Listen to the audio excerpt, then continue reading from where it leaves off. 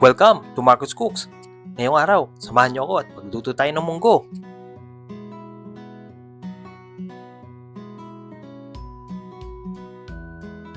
Umpisahan natin yan sa paggisa ng ating sibuyas, bawang, at kamatis.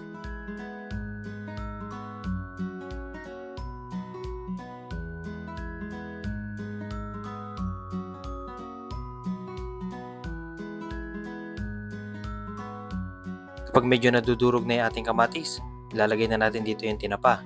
Tutuloy lang natin to sa paggisa.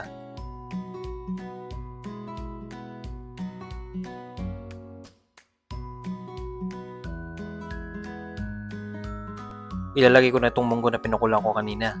Tapos pakukulang ko lang ulit ito ng mga 10 minutes.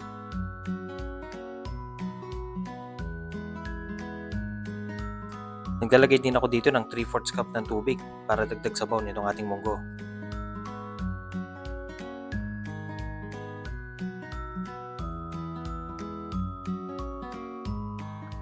After ng 5 minutes sa kulo, naglalagay ako dito ng paminta.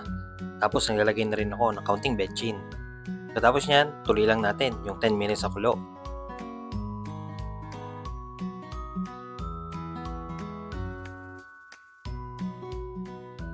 After ng 10 minutes sa kulo, ilagay na natin yung malunggay at yung alugbati.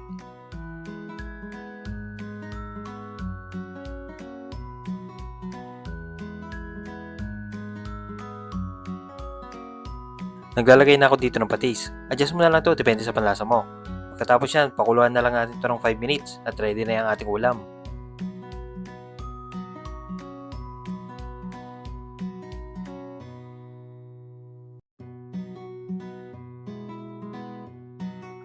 Ayan, luto na ang ating munggo. Dito pala gagamitin ko pang toppings itong bagnet na niluto ko rin kanina. Sa ganitong recipe at sa ganitong dami ng sahog, sigurado ako sa iyo, mapapakanin ka. Sana nagustuhan mo ang ating recipe. Subscribe ka na din sa ating channel para updated ka sa mga susunod pa nating lulutuin.